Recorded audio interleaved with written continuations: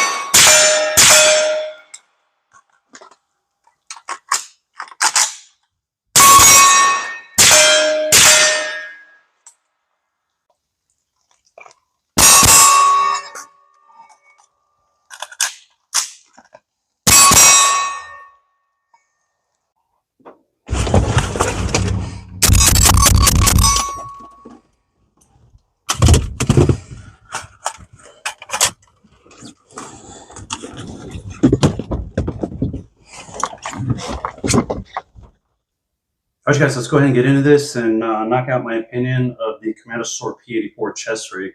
Let's first start off with providing a huge thank you to Anthony for loaning this particular chest rig for me to go ahead and try out, and much appreciate this opportunity.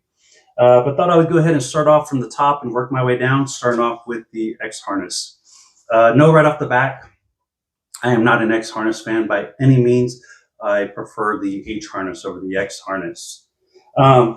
With the X harness, they did nice by providing an ample amount of cushion to the actual X harness itself, provided on both of the straps, just covering over your actual shoulder and everything to help kind of aid in comfort as you weigh this particular chest rig down.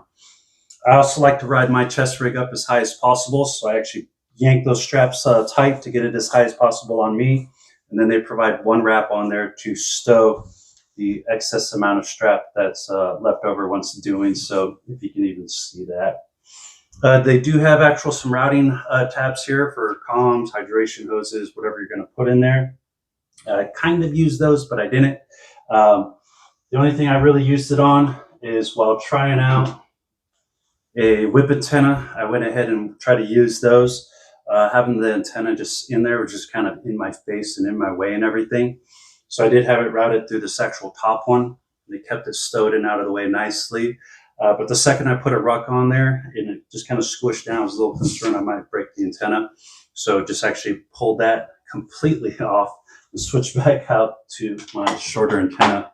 Definitely better antennas that are out there that can be used. I just don't own any of them. But it's nice that they provide those routing tabs there for you.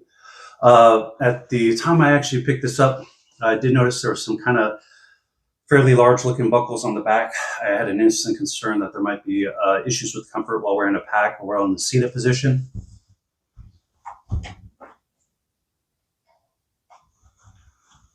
As far as driving, I noticed zero issues with comfort, as you shouldn't have any issues with any chest rig. At least in my experience, I've never worn any chest rigs that were not comfortable in a vehicle. Cool thing is typical vehicles going to be cushioned of some sort, so you should never have any serious issue. But as far as seated in a hard chair, wood, metal, anything like that, I did not test that out. So there's a chance for discomfort there. Let's see. I did go out on trail run, and then I also did a ruck run, kind of walk and ran on that thing while wearing this. As far as the trail run, it did extremely well. It started off cold, so I had my actual hoodie on and had it sized to me as far as with wearing the hoodie. Felt zero issues with any comfort or flopping around and everything as far as running with the hoodie. But mid-run at some point, I actually got hot and I went ahead and took the hoodie off. So there was a little bit more of a bounce afterwards, as I didn't go ahead and tighten it up a little bit more. But my biggest concern was when I did remove the actual hoodie and everything, I didn't have this nice chunk of material here anymore. Stinking X harness kind of rode up and started rubbing my neck raw. As far as the ruck's concerned, oddly enough, about halfway through, it was kind of chilly that day. I had a jacket on, an athletic one, and had zero issues also on that ruck run. But somewhere halfway through it, the stinking X harness started riding up on me again. Thankfully, I had a collar in that jacket, so it was X harness over the collar. So I just kind of flipped that thing out, kind of went all Elvis and everything. And that kind of just helped it from just rubbing on my neck the remainder of that particular ruck. As far as using it over plate carrier, I did try that. I went ahead and utilized my Spirit Systems LV119 plate carrier. Went ahead and stripped my placard and stuff off of it. Went ahead, threw the chest rig on it, and start sizing it up and everything, and start doing some dry runs here at the house. Needless to say, I never did get to the range to test it out anymore. It like instantly just kind of came up to the top of the plate carrier and was just like sitting on my neck, and I did not want to deal with that whatsoever. So I personally just dropped the whole plate carrier test and everything like that. But know that I have never been a fan of chest rigs, vests, and stuff like that over plate carriers. I've tried multiple times over my prior career and everything like that. And I like the concept to maintain body armor and to don and ditch your gears if it's not needed. I've just never found it comfortable, even with H harness chest rigs. Let's see. While we're on the harness, I wanted to hit one particular topic, point of the harness. While doing my own kind of like T&E and everything, I went ahead and did a lot of research as far as watching a bunch of videos and reading as much as I could on this particular chest rig.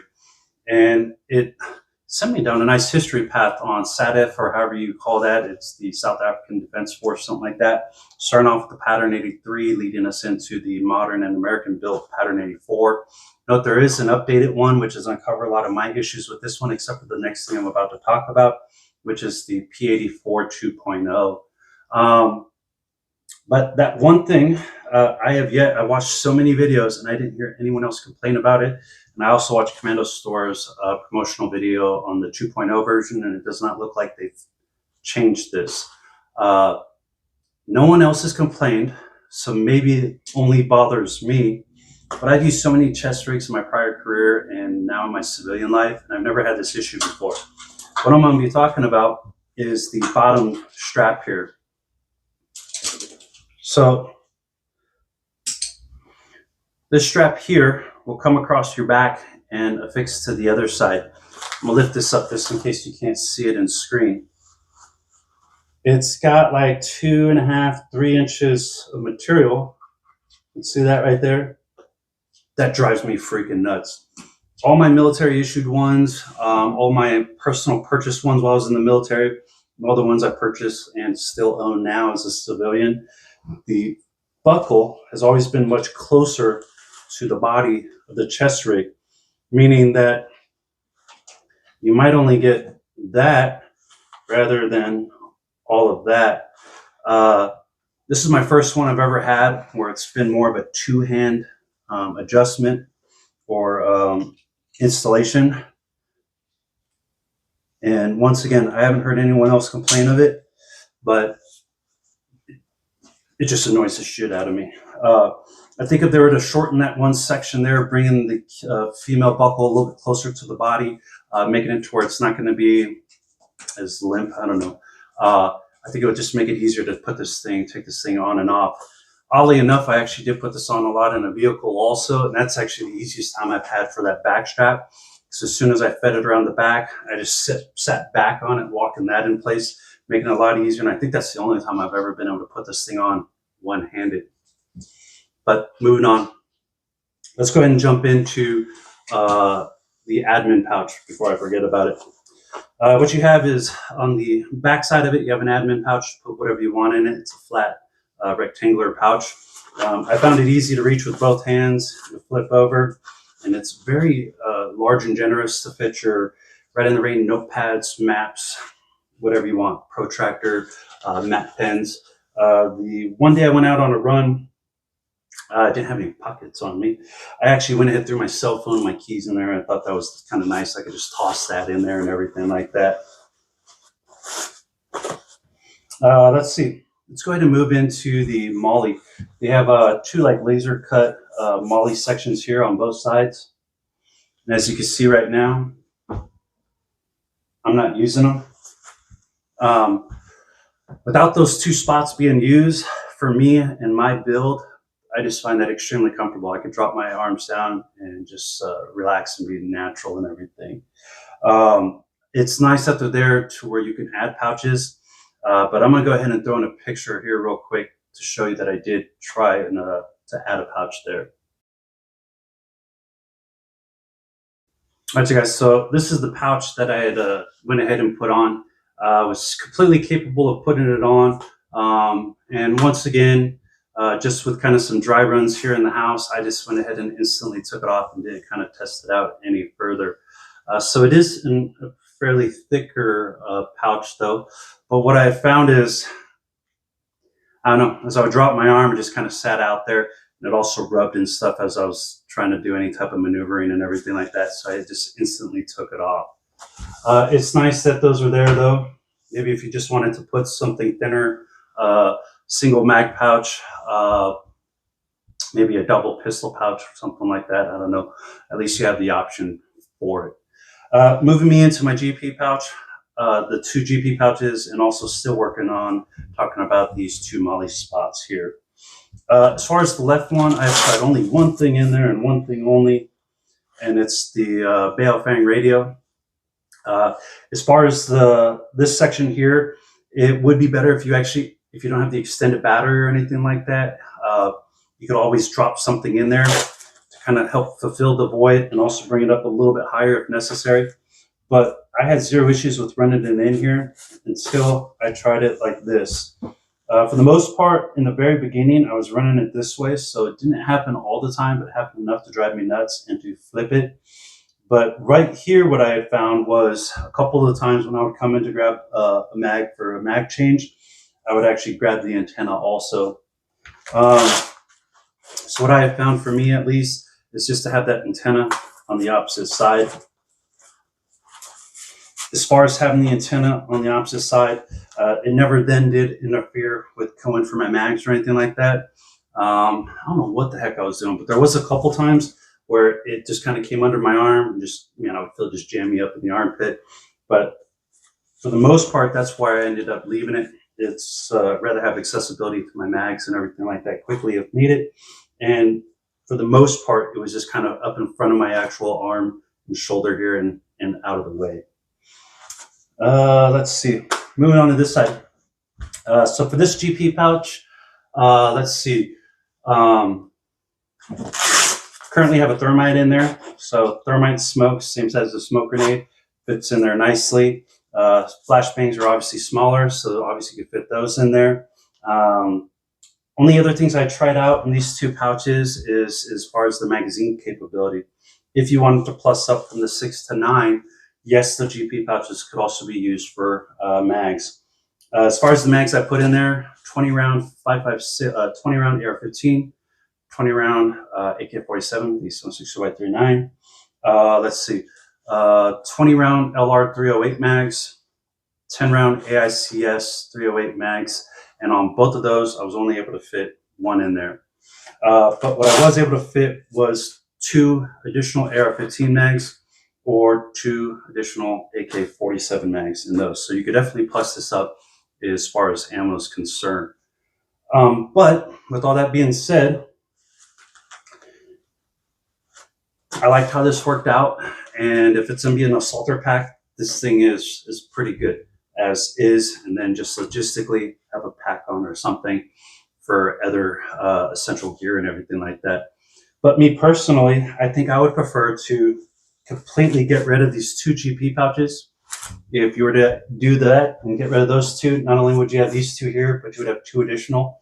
I'm primarily a 3 molly required GP pouch guy. So then I could then put my general purpose pouches here, which will kind of still leave the bulk of it, the majority of it, to the front and out of the way for my arm to just naturally relax. And then would only leave one molly off onto the side. So if anyone wanted to put a multi-tool pistol mag pouch, flashlight pouch, whatever, you still have that one access there. But that's just me. That's the way I would prefer it personally, as far as the GP pouches are concerned.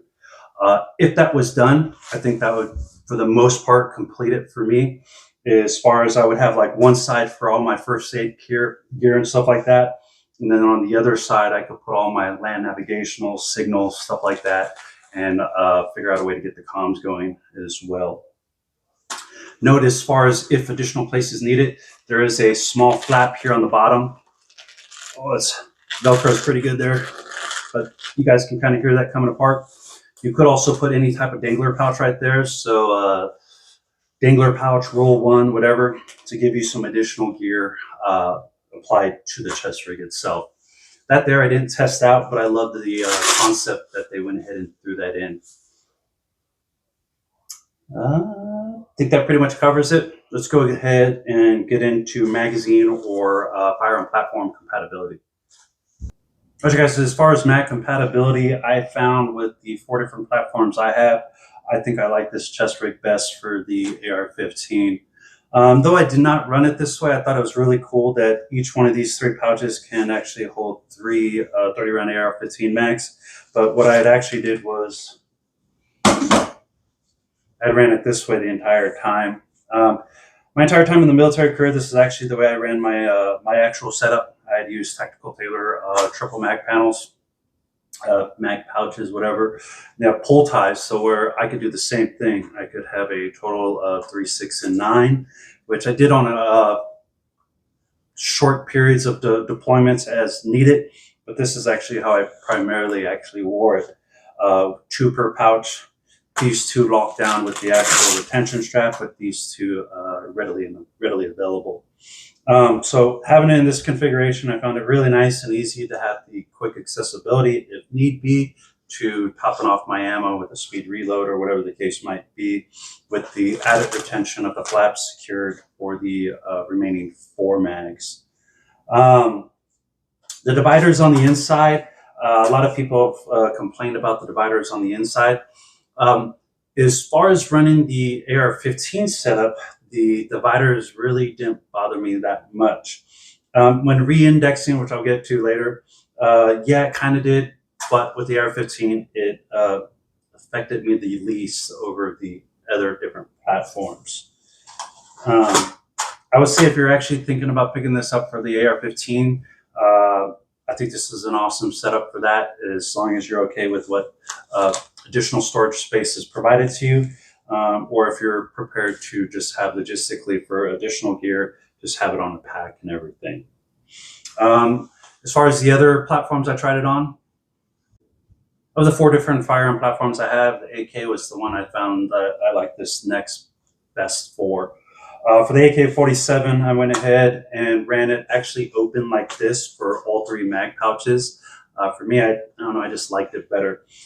Due to the shape of the mag and everything, even though there is enough material and Velcro here to secure on the AK mag, I just actually ran it open for all 3 mag pouches.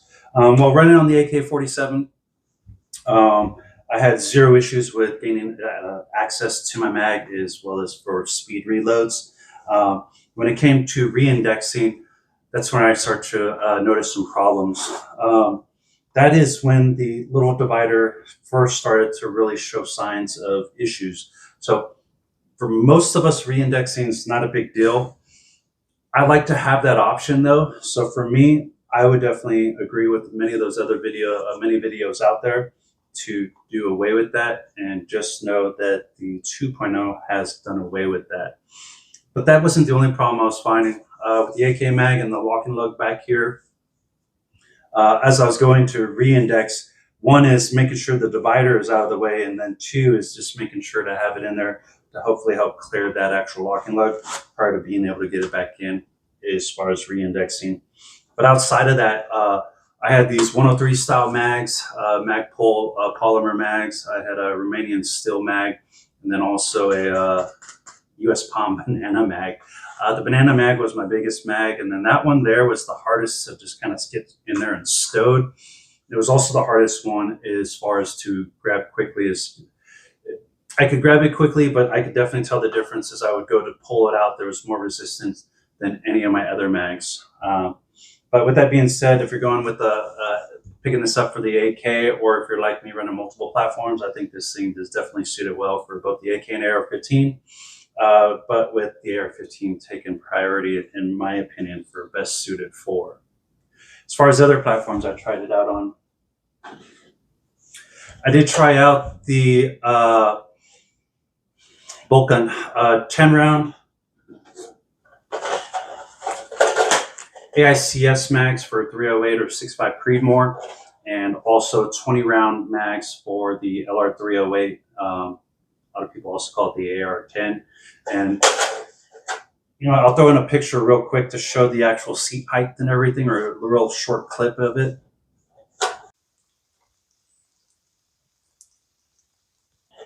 I'll say if you already own this mag, it's cool that you'll be able to use these two other platforms also. But if one of these two or both of these are your primary platforms, I would actually look elsewhere. But with the bolt gun running, having stowage capability for 210 round 308 65 Creedmoor mags, I thought it was pretty cool. So you could have a total of 6 in there. These also, I could fit 1 in each GP pouch, so that's a lot of firepower if that's what you're going to go ahead and do. If you didn't notice from that short little clip though, these things pretty much sit flush in there. So if you're in need of them, especially if you're in need of them quickly, you're kind of gonna have to like fish them out unless you put some sort of spacer in there to help them sit up a little bit higher. As far as the LR308 ones, these were the hardest ones to get in there. As far as for stowage purposes and everything like that, these are the ones I felt the most difficulty of getting them in there. But 4 different platforms, 4 different mags, all being able to put in there, that was pretty awesome. So just know that if you're going to run the LR308, re-indexing is definitely going to be out of the question, at least with any speed whatsoever. Hopefully you have some a lull in your re-indexing to be able to put those away safely. I did not do anything other than dry fire with the bolt gun AICS and then also with the LR308. And I just found a lot of resistance as far as coming out on the actual draw and everything. But I kind of went ahead and just saved my ammo and went no further than the dry fire and saved all my minimum time I had for this with the AK-47 and AR-15. I think that pretty much covers everything. I did want to cover one more thing. I did also mess around with one other thing. And I did want to go ahead and test this out and everything and never did get to it. But I also did run for a short period in the GP pouch. I did have the Glock 19 in there and everything. And just in case there's anyone out there who has this idea, it definitely can be secured in there and everything like that. But I wanted to run some drills and everything, but just didn't get to it. For those of you who might be interested in my opinion, I wasn't going to talk about it, but I guess I will. This pen flare pouch or whatever the hell it is, this thing is stupid. Nothing more said on that one. This one here, it's your pocket knife pouch, your multi-tool pouch, magazine pouch. I threw in a couple different magazines and they definitely fit in there, but I'm right-handed, so I don't know. Not a big fan of that. And in my entire military career, I was never really big into carrying a multi-tool up on my kit or anything like that, or a pocket knife. So I never did really mess with that pouch there. Know with the Gen 2 one though, you guys should definitely look into that. Out of all the videos I watched, Blue Jean, yeah, I forgot his channel. I'll put it down here on the bottom. Blue Jean Operator, I think is what it's called. I thought he had some of the best videos out on the Pattern 84. He also has a Pattern 83 video and then the Pattern 84 2.0 video. So it's pretty cool if you're interested in getting one of these. Check out his opinion on it and everything like that. But dang, I don't know where I just went with that. I think that covers everything. All right, you guys, thanks. Take care.